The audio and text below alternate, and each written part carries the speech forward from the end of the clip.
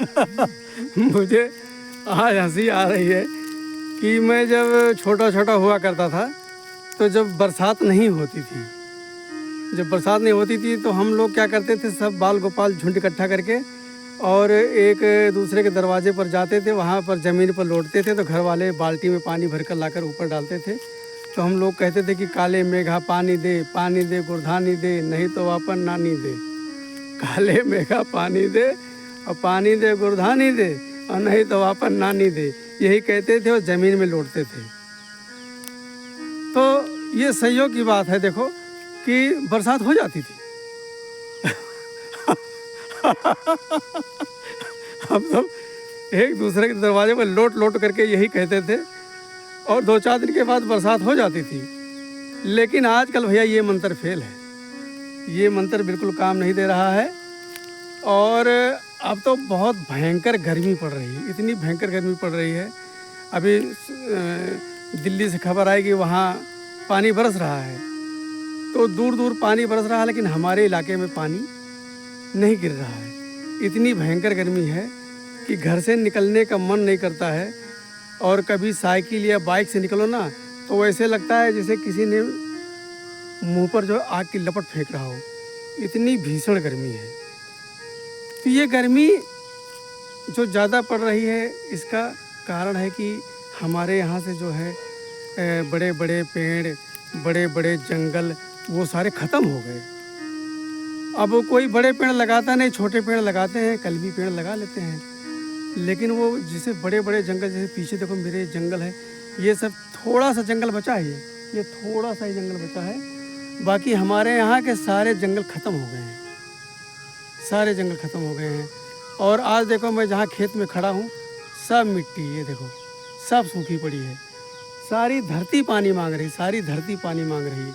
ये देखो सब पूरा पानी, आपको नज़र नहीं आएगा, पानी कहीं नज़र नहीं आना। ये देखो सारा सब पूरा मैदान का मैदान सूखा पड़ा है।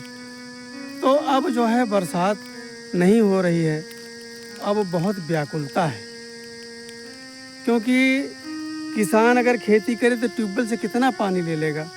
आजकल डीजल इतना महंगा हो गया है, और भैया ज़मीन इतनी प्यासी है ना कि चुल्लू लगाकर पानी पीती है। जहाँ 1 घंटा लगता था, वहाँ पर 3-3, 4-4 घंटे लगता है।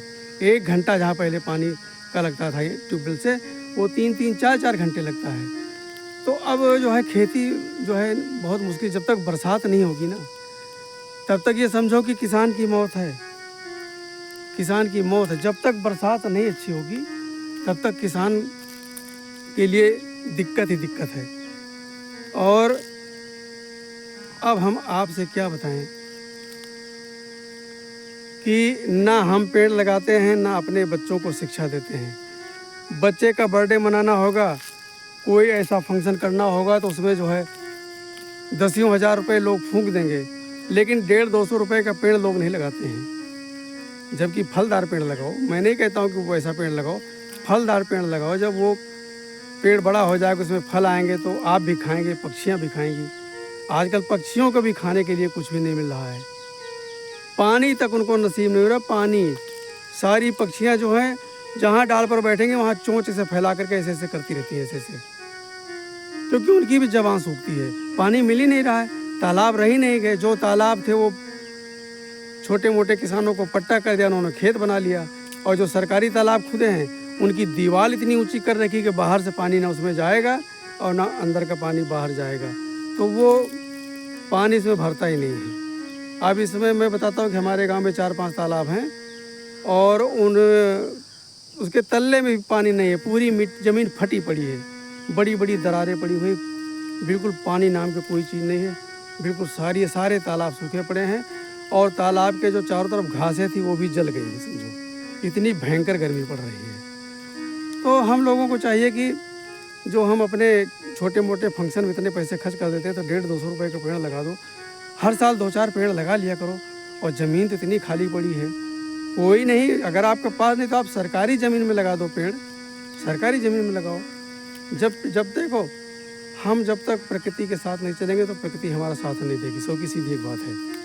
तो हमको भी चाहिए कि हम प्रकृति के साथ रहें और प्रकृति का सम्मान करें। आजकल जो कुछ हम कर रहे हैं प्रकृति के खिलाफ ही कर रहे हैं, जो प्रकृति को नहीं चाहिए वही हम कर रहे हैं। और आजकल हर आदमी परेशान है, कोई आदमी सुखी नहीं है। कोई तन से सुखी है, कोई मन से सुखी है और कोई धन से सुखी है। तो आजकल तो बड़ी समस्या है, आजकल बड़ी समस्या है। पहली बात तो हर आदमी अब आलसी हो गया है, कोई काम करना पसंद नहीं करता है आज की तारीख में। वो सोचता है कि घर बैठे मिल जाए तो सही है। और फिर हमारे सरकार ने भी ऐसी स्कीम निकाल रखी है, मनरेगा में काम मिलता है, आराम से बैठे रहो तनख्वाह मिल जाएगी। और राशन फ्री मिल रहा है, हर आदमी को खाने पीने भर के लिए जो है फ्री में राशन मिल जाता है, तो उसको काम करने की कोई ज़रूरत ही नहीं है और न कोई काम करना चाहता है आज की डेट में। पहले एक को बुलाओ तो 2-4 आदमी तैयार हो जाते, भैया हमें नहीं बुलाया, भैया हमें नहीं बुलाया। लेकिन आज जिससे बोलो कहता हमारे पास टाइम ही नहीं, घर पर खाली बैठे रहेंगे लेकिन उनके पास टाइम नहीं है। तो इसका कारण है कि उनको खाने पीने के भर के लिए मिल रहा है, तो उनको काम करने की क्या ज़रूरत है। पहले लोग मेहनत करते थे और जब वो मेहनत करते थे तो वो शरीर से भी सही थे, शरीर में किसी प्रकार का रोग नहीं था। आजकल ये समझ लो कि 90-95% आदमी रोगी है। किसी को किसी चीज़ की परेशानी है तो किसी को किसी चीज़ की परेशानी है, हर व्यक्ति परेशान है। और परेशानी कहते हैं ना ऊपर वाले ने दिया, ऊपर वाला नहीं देता, हम अपने आप ही परेशानी को बुलाते हैं। हम अपने आप, आजकल कोई नियम से नहीं चलता है। पहले लोग देखो, जानवर जितने भी जानवर है आज भी नियम से चलते हैं, नियम से चलते हैं। आप बकरी को गाय को मांस दे तो नहीं खाएगी, लेकिन आदमी ऐसा सब कुछ खाता है, अन्न भी खाएगा मांस भी खाएगा, सब खाता है। तो दुनिया भर की परेशानी तो हम खुद ही अपने आप बुला लिए हैं और दोष देते हैं ऊपर वाले को। ऊपर वाला कुछ नहीं, उसके जिम्मेदार आप स्वयं हैं, आप स्वयं। अगर स्वस्थ रहना है तो प्रकृति का साथ दो, और जब प्रकृति का साथ दोगे तभी प्रकृति भी आपका साथ देगी। अन्यथा लगे रहो, लोग आते रहेंगे जाते रहेंगे, होना कुछ नहीं। इसलिए प्रकृति का सम्मान करो और ज़्यादा नहीं 2-4-6 पेड़ तो अपने ज़िंदगी में लगा ही डालो। 2-4-6 पेड़ लगा लो। पहले कितने बड़े बड़े जंगल होते थे, हफ्ता 15-15 दिन पानी रुकता ही नहीं था भाई, बरसात ही नहीं रुकती थी।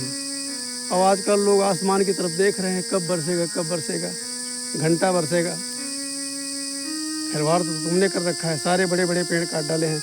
मैं आपको दिखाता हूँ कि कितने बड़े बड़े पेड़ कट गए हैं, मैं आपको दिखाता हूँ। ये कुछ दिन पहले पेड़ कटे हैं, अब तो जंगल भी नहीं लोग बाग छोड़ रहे हैं। जबकि इन जंगलों से सूखी लकड़ियाँ मिलती थी तो गरीब आदमी अपना भोजन पका लेता था। अब हर जगह तो दलाली होने लगी है, हर जगह दलाली। मैं आपको पास में दिखाता हूँ, ये देखो पेड़ कट गया है। ये बहुत विशाल पेड़ था, ये देखो एक पेड़ ये कटा पड़ा है। एक ये पेड़ बहुत पहले कट गया था, सारा जंगल ही ख़त्म होता जा रहा है। ये देखो पेड़ कट गया है, देखो ये सारे पेड़।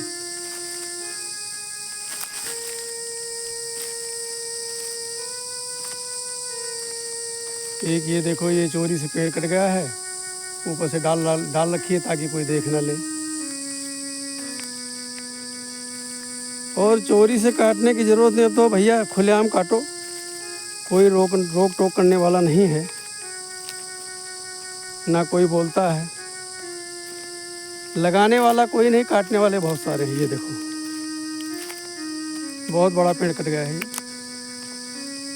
ये देखो ये ताज़े पेड़ कटे हैं, ये ताज़े पेड़, ये पहले कट गए। देखो ये पहले कटे हुए हैं और वो सामने पेड़ कटा हुआ है। तो प्रकृति के साथ खिलवाड़ हम कर रहे हैं, प्रकृति हमारा साथ दे रही है, लेकिन हम प्रकृति के साथ छेड़छाड़ कर रहे हैं। यही वजह है कि कोई भी व्यक्ति अब स्वस्थ नहीं रहेगा। आने वाले दिनों में और समस्या आनी ही आनी है भैया, आनी ही आनी है। अगर आपको स्वस्थ रहना है, मस्त रहना है, तो भैया प्रकृति का साथ दीजिए, प्रकृति का साथ दीजिए। अपने जीवन में ये लक्ष्य बना लीजिए कि हमको 2, 4, 6, 10 पेड़ अपनी ज़िंदगी भर में लगाने ही लगाने हैं। जब आप पेड़ लगाएंगे तो जब आपके बच्चे बड़े हो जाएंगे, सयाने हो जाएंगे, तो उनको आराम से वो पेड़ फल देने लगेंगे। तो लक्ष्य बनाइए कि हमको 2, 4, 10 पेड़ लगाना है। सौगंध खा लीजिए कि हमको ज़िंदगी में 2, 4, 6, 10 पेड़ अवश्य लगाना है। तो दोस्तों, हमारी ये बात आपको कैसी लगी? अच्छी लगी हो तो हमारा यूट्यूब चैनल है मेरा संसार, उस पर कमेंट करके हमको ज़रूर बताना। और अपने अड़ोस पड़ोस में बोलना कि भैया पेड़ लगाइए, पेड़ लगाएं, प्रकृति को सुरक्षित बनाएं। तभी जब प्रकृति सुरक्षित होगी तभी आपकी सुरक्षा होगी। सौ की सीधी एक बात। राम राम।